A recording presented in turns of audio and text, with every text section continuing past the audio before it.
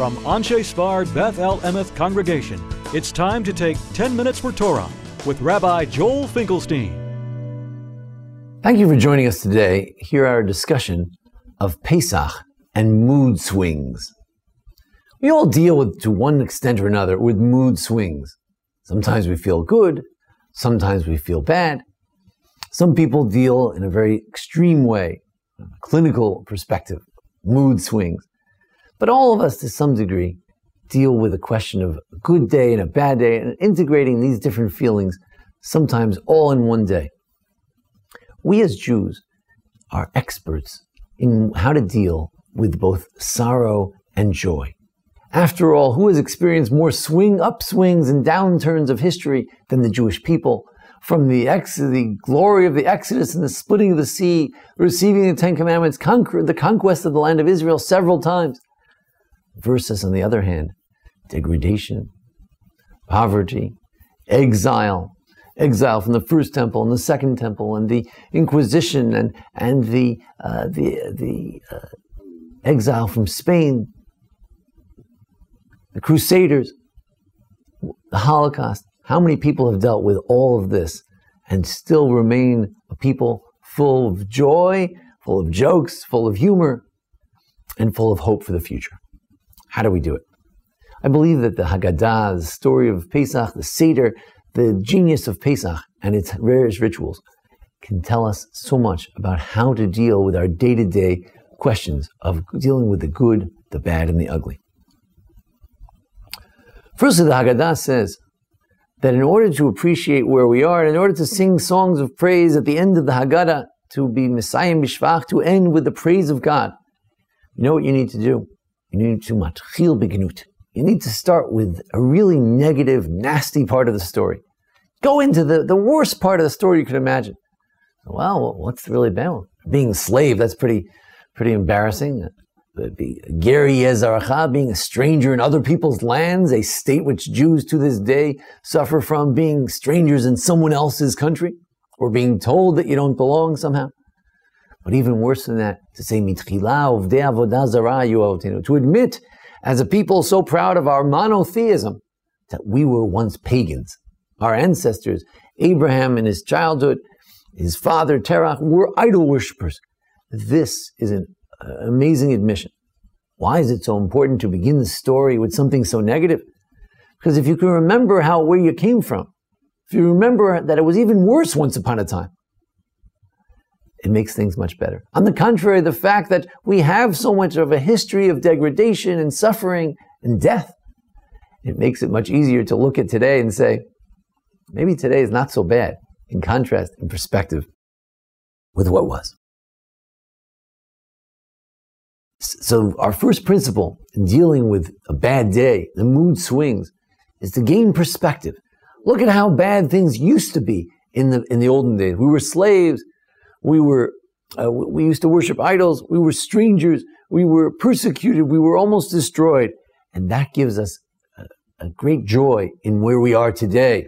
Now we're free. Now we do worship God. We're no longer strangers. For many Jews can declare today they're no longer living in someone else's land. Today we are not persecuted and being chased down to the last Jew. Then there's a second perspective. The second perspective is no matter how bad today is, it's only a story within the continuum of our story, and we're heading to a much better place. We begin the Seder by saying, Hashata Hacha. Now we're over here. L'shana haba b'nei chorim. Next year we'll be really free. Hashata Hacha l'shana ba'ard Yisrael. This year we're here. Next year we'll be in Israel. Next year we'll be in the land of Israel. We'll be in Jerusalem. The Rav Ovadia Yosef in his Haggadah Chazon Ovadia, he says, you have the matzah representing freedom, the maror. Then after you eat the matzah, you eat the maror, as if to say, yeah, it's true. We had a redemption from Egypt one day, once upon a time, but after that, and to this day, we have plenty of bitterness, plenty of children being shot at from buses by rockets, plenty of people dying in their own land of Israel today because they are Jews, bombings in Jerusalem.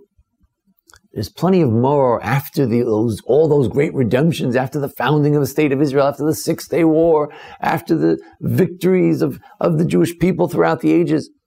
Plenty of suffering still remains, plenty of maror.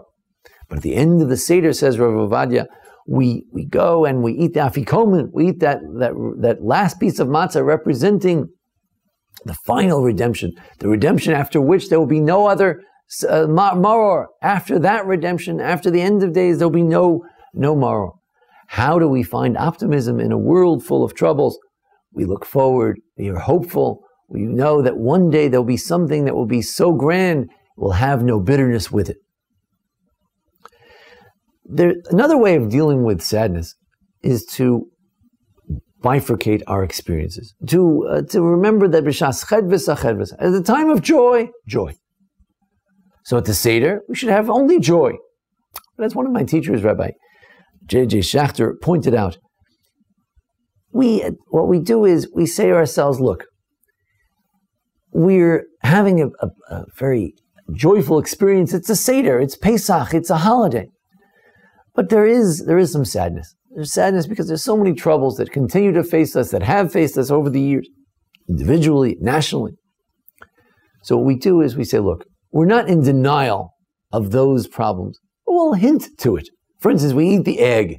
An egg can represent the holiday offering, can represent a lot of things. But there is a hint to perhaps the notion of mourning. The mourner's meal includes an egg, something round, representing the cycle of life. We allude to it. The kittel, it's a white garment some people wear during the Seder.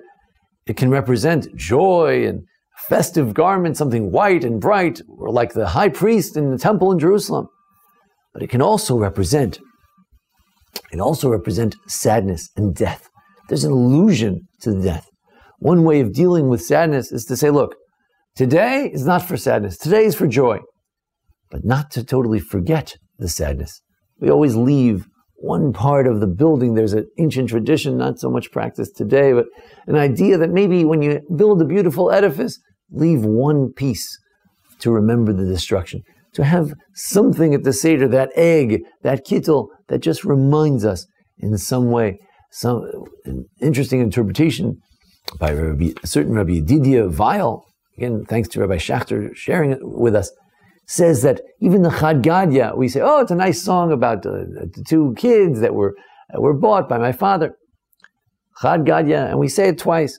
But he says, no, there's actually a hint there.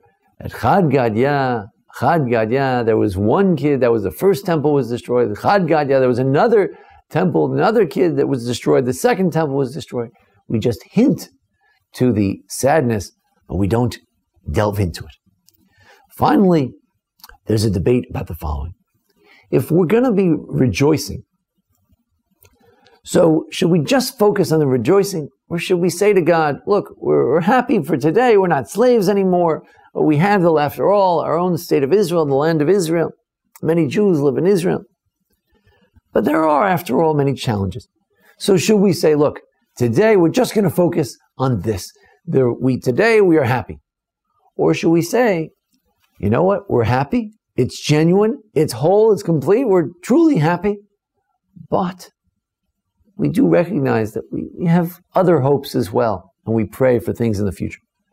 One rabbi in the Mishnah said, let's just say we're happy that tonight we ate matzah and maror.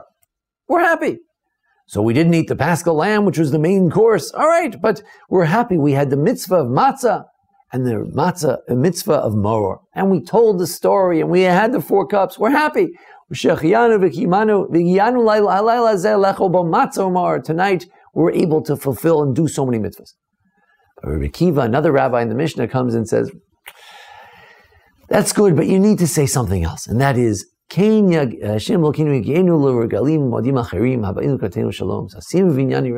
to say that just as you've helped us come to tonight and all the good things that means, so too we hope you'll bring us to another, even better time in Jerusalem with all the fulfillments of all the things that Pesach was supposed to have in it.